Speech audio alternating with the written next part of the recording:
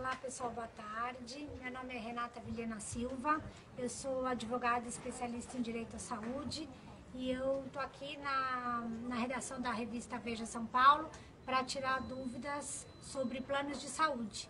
Foi matéria de capa da Veja dessa semana, da Vejinha, o problema que os usuários da Unimed Paulistana estão enfrentando desde setembro do ano passado, quando a ANS determinou que a carteira fosse alienada, intervindo na gestão da Unimed Paulistana.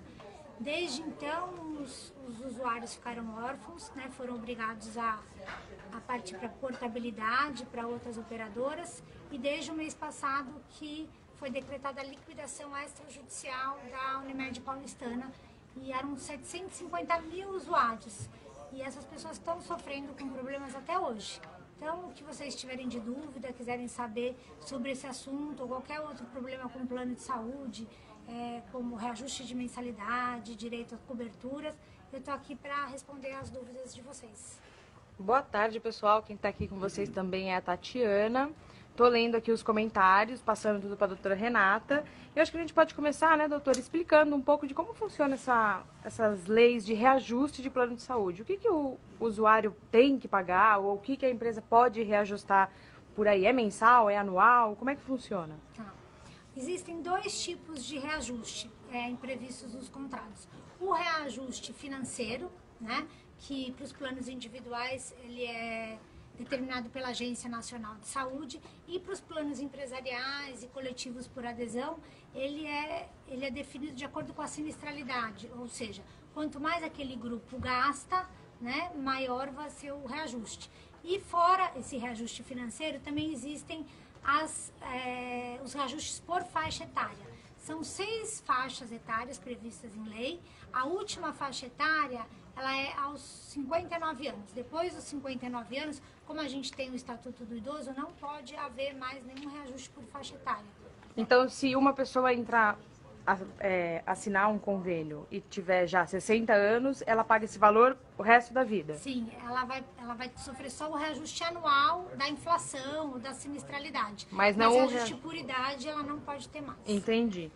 E em casos de troca de plano, quem quer trocar de plano de saúde, como é que funciona a carência?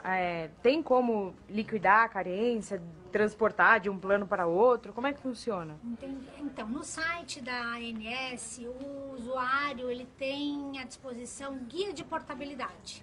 Então, você pode fornecer seus dados, fornecer o número da carteirinha, o número do plano, e a própria ANS vai trazer para a tela uma série de planos, congêneres, planos equivalentes que você tem direito a mudar sem ter que cumprir novos prazos de carência.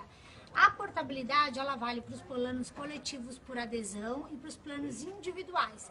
Não existe portabilidade para plano empresarial, tá?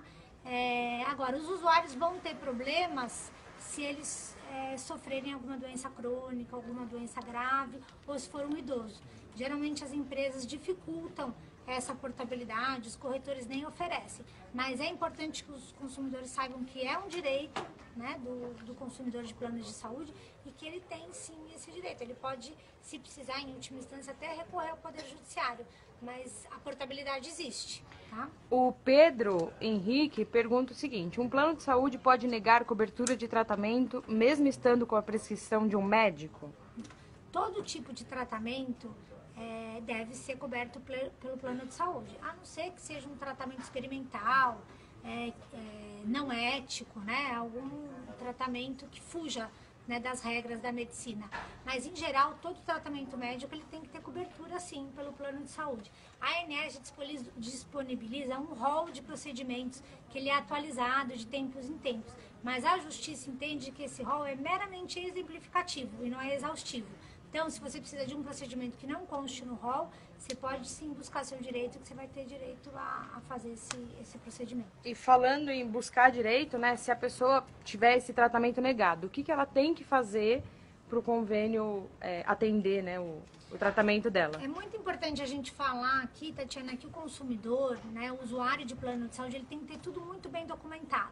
Então, se você está passando por uma doença grave, um tratamento sério, os pedidos devem ser feitos por e-mail ou com protocolo, telegrama, nunca pelo telefone, né? Porque a operadora sempre é obrigada a fornecer uma negativa por escrito.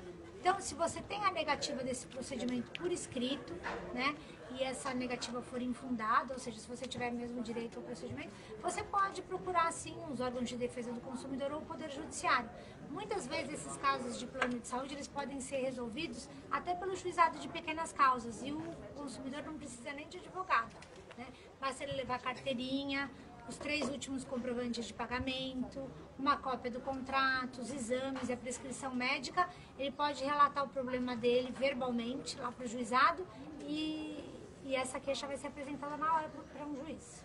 E para o pessoal que está acompanhando o link aqui com a doutora Renata, é só clicar também no link que está aí junto com o vídeo, que vai acompanhar também a matéria sobre a Unimed Paulistana, né? Que foi um dos convênios que acabou tendo essa quebra agora recente. E falando de tratamentos, quais são os tratamentos mais negados? Assim, existe alguma coisa, tipo, os convênios não fazem quimioterapia, por exemplo, é uma coisa muito negada? Existe algum procedimento que é mais barrado? Então, os pacientes oncológicos, aqueles que fazem tratamento de câncer, são os que mais sofrem, né, com os planos de saúde. São tratamentos muito longos e muito caros. E o paciente luta muito, né, durante essa fase da doença. Muitas vezes o médico faz uma prescrição que na medicina eles chamam de off-label, que é uma prescrição diferente do que aquela que consta na bula, né? O Poder Judiciário entende sim que mesmo o tratamento seja off-label, o plano de saúde é obrigado a cobrir. Então, esse é um exemplo, né, de negativa de tratamento oncológico. Então, essa doença é uma que sempre o paciente tem problema. Tem uma pergunta aqui da Milena, que ela diz de planos de saúde que se pode pagar mais para realizar parto, que tem atendimento UTI e tudo mais. Como é que funciona o parto dentro de um plano? É pago à parte? Ele já faz parte da mensalidade? Como é que funciona? Não, o parto já faz parte da mensalidade, né? Você contrata o plano de saúde, você tem direito a parto. Tem que cumprir a carência, né, de 10 meses para parto, mas você tem um plano de saúde com cobertura hospitalar, o plano é obrigado a cobrir o parto. E se ela precisar usar o UTI, também? Também. Tá também. Tá a dentro. UTI, tanto para a mãe quanto para o recém-nascido, tem cobertura sim. A Matilde pergunta sobre a cunhada, que tem 79 anos, e ela quer saber se ela pode mudar o plano dela. Ela pode, mas vai ser difícil ela mudar um plano, né, com uma consumidora de 79 anos. Uma, porque hoje a gente não tem mais plano individual, né, para comercializar. Então, ou ela vai ter que se enquadrar em algum plano coletivo por adesão, né? E ninguém pode excluir um idoso de entrar num plano de saúde. Se você tem um produto, uma oferta de um plano no mercado, ele tem que aceitar, né? Quem independente da idade. Independente da idade, da condição social, você cobra o preço que você tem que cobrar, cumpre-se as carências, mas o plano de saúde não pode recusar ninguém. Tá? Mas é uma situação complicada, não sei se é muito aconselhável trocar de plano com 79 anos. Entendi. Uma coisa que você falou que eu acho que é interessante é sobre esse plano coletivo, o coletivo e o individual, que antigamente você simplesmente ligava, né, para uma empresa e aderia a um plano. Hoje não funciona mais assim. Pode explicar superficialmente como é que funciona hoje para quem quer fazer um plano de saúde?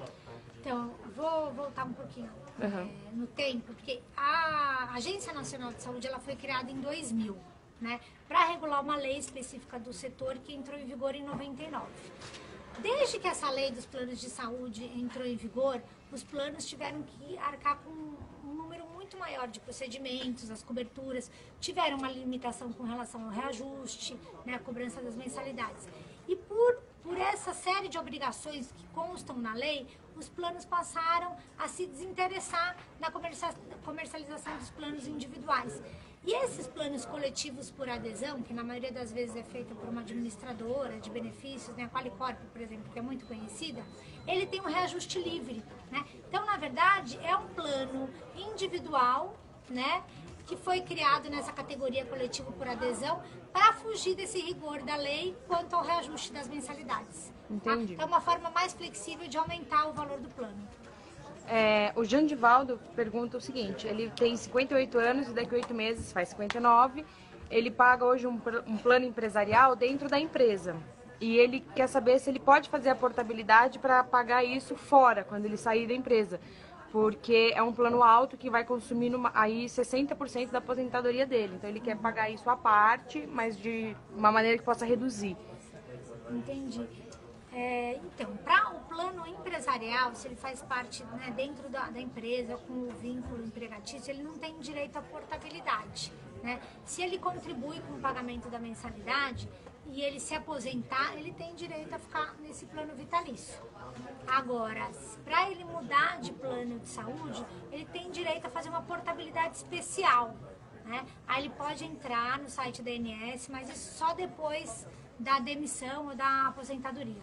A Rosimeire pergunta o seguinte, ela está fazendo câncer de mama, ela está fazendo tratamento por um câncer de mama pelo plano de saúde da empresa do marido, ela é beneficiária.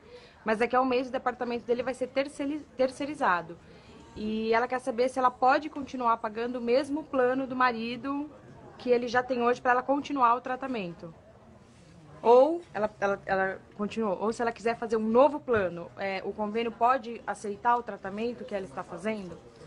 Para ela continuar no plano de saúde da empresa, vai ter que, se o marido dela for demitido sem justa causa e ele não contribuir com o pagamento da mensalidade, ela vai perder esse plano de saúde. Se ele contribuir com o pagamento da mensalidade, ela vai poder continuar por um período que varia entre 6 meses e 2 anos, dependendo de quanto tempo ele trabalhou nessa empresa.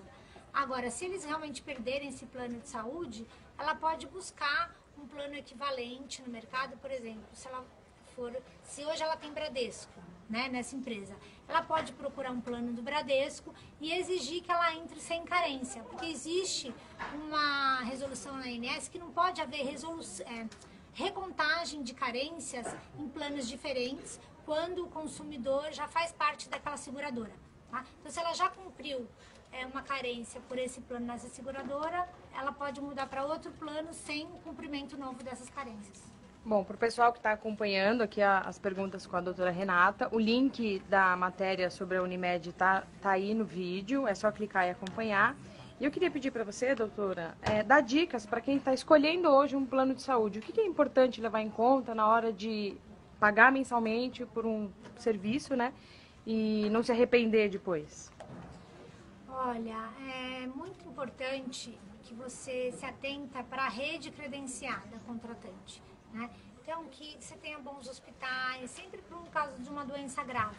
Fuja dos planos de saúde que só oferecem rede própria de atendimento. Ou seja, quando o plano de saúde é o próprio dono do hospital, né? Você fica muito restrito. Você tem que ter grandes hospitais na rede credenciada, uma UTI bem equipada, um centro oncológico, né? Que você possa ter acesso a todo tipo de tratamento. Com relação aos reajustes, se você está procurando um plano coletivo por adesão ou mesmo um plano empresarial, peça para o corretor informar os reajustes anuais dos últimos 5 anos, né? Como que tem se comportado os reajustes no passado, que aí você pode ter uma projeção de como isso vai se comportar no futuro. A Thalita pergunta se, mesmo depois da carência do plano de saúde já ter sido cumprido, o convênio pode negar uma cirurgia. Não. A gente falou já disso, né? Sobre aí tem que recorrer se já cumpriu o prazo de carência, o plano de saúde tem que autorizar. Independente da cirurgia. Independente da cirurgia.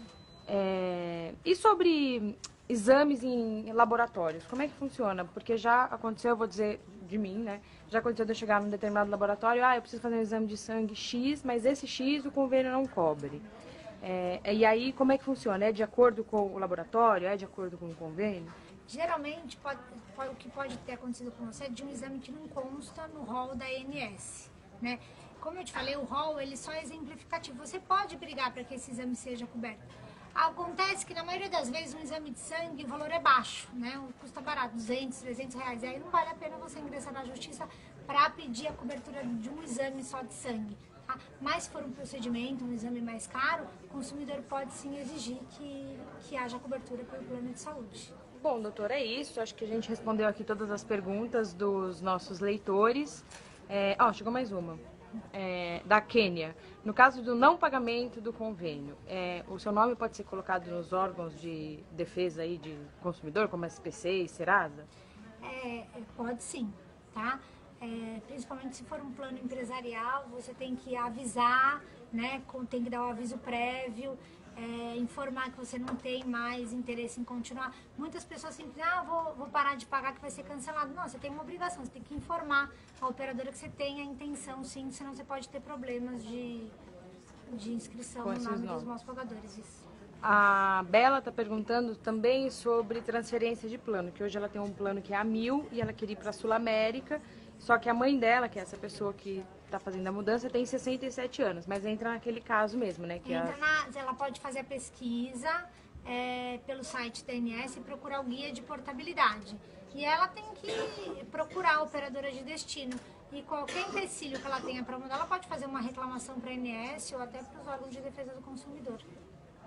A Paty também chegou aqui agora com a gente e perguntou do reajuste do plano de saúde para pessoas com mais de 65 anos. Queria que você explicasse só rapidinho de novo como é feito o reajuste no plano de saúde.